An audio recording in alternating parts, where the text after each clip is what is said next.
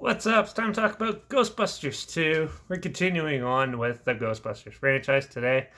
Ghostbusters 2 is released by Columbia Pictures June 16th, 1989, 5 years after the original. Stars Bill Murray, Harold Ramis, Dan Aykroyd, Rick Moranis, Sigourney Weaver. They all return for this film.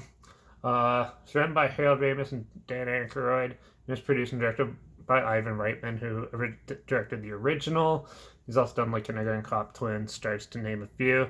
This one had a budget of about $25 million, and it made over $215.4 million at the box office. This one is very unique, very more serious and darker than the first one.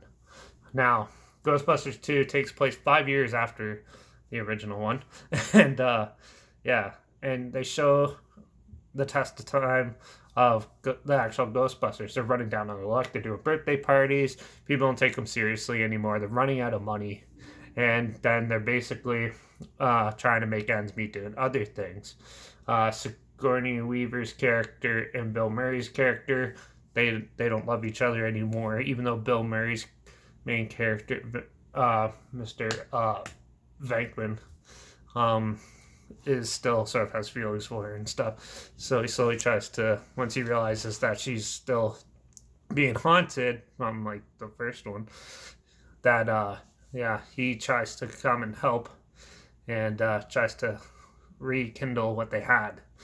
And then in the meantime, the new villain, Vigo, who's a demonic evil presence in a painting, wreaks havoc amongst New York and unleashes a whole pile of ghosts and stuff onto it. And then some of the other scientists realize that there is the ectoplasm that is flowing underneath New York City, which is the embodiment, which is basically the incarnation of angry thoughts and stuff like that, angry emotions and that. And it starts flooding the city and causing chaos.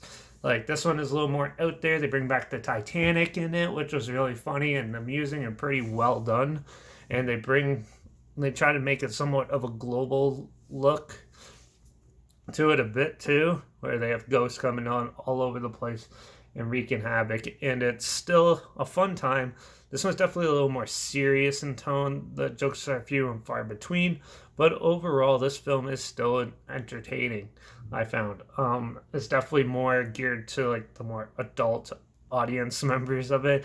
There's some funny scenes where like a chick's mink coat comes alive, and then there's like they have to bring the Statue of Liberty alive to help prevent the slime stuff from taking over and causing havoc. And it gets a little cheesy and corny in some parts, but overall, this is definitely a more dark, grimmer film, but it's still fun. I still enjoyed this film more.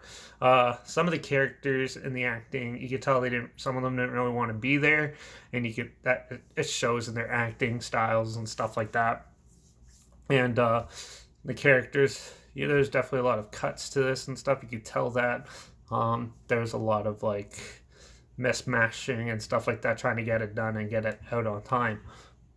But for what it is, the practical effects and the special effects are still top notch. This is ILM did the special effects for this one, and this is before the CGI stuff that they focused on. So they did optical effects and practical effects mixed together, and it still shines today, and it still looks really prominent for the special effects. Majority of them are, anyways.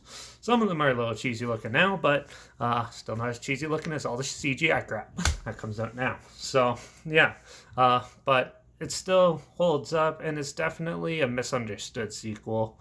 It's not the greatest sequel out there, but it's definitely a good follow-up for the time period and how they could have progressed with the Ghostbusters. And it kind of leaves it open for another one. Sadly, the next one's absolutely terrible. But Ghostbusters 2 is still fun, and it did a good job, even though in Ghostbusters 1 they kind of sealed it up and tried to make it a one-time thing. But no, they managed to bring it back in a way which it kind of worked.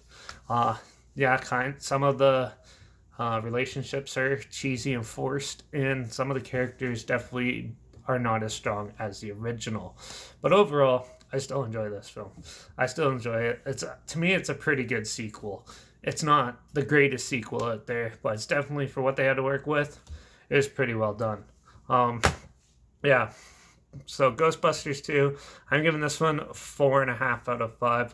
I really enjoyed this. It's just fun. It's not meant to be taken seriously. And yeah, for what all the hardships and everything that they have, it's definitely underappreciated. So if you haven't seen it or you haven't seen it in a while, take a minute, go back and watch it. And you'll probably realize it's a hidden gem.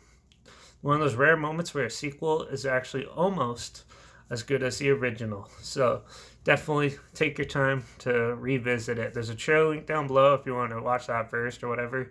Go for it. And you can find it on Netflix right now too. So you don't even have to go far. So Ghostbusters 2 is a highly underrated sequel and definitely one everyone should check out at least once more. So yeah. Make sure you like this video, share it so more people are aware of it, and can check out the sequel again. And we can forget that Ghostbusters Don't Answer the Call ever happened and still only remain with these two original Ghostbuster films. So, yeah. Also, link down below my Instagram. I link my Instagram down below all the time because I post clips of films I'm going to review in the future on my story. So, with the film title and a hashtag, and same with the subgenre of film, in case it's something you're not aware of, you like or anything like that, you're aware of it. So, make sure you follow me on Instagram and stay in the loop. Comment your opinions of this film down below. Do you think it was a good follow-up sequel, or did you absolutely hate it? I'd love to hear your opinions on it. Comment your favorite Ghostbusters film or TV show episode down below. I'd love to hear what your thoughts on that is.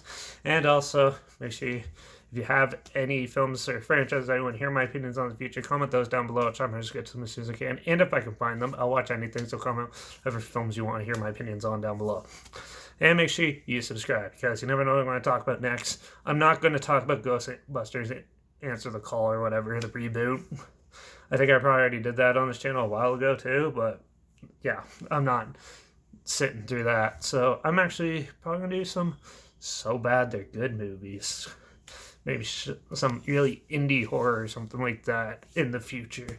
So yeah, but for now, I had a good run with like 5 good movies. So let's see if I can keep this up. Maybe if I try to dip into some really unknown, obscure horror films, maybe we can find something unique together. So I just wanted to put my 2 cents in for the Ghostbusters and Ghostbusters 2, just to get it done. So yeah, make sure you subscribe and yeah, watch out for those ghosts. And I guess I'll see you all in the next review.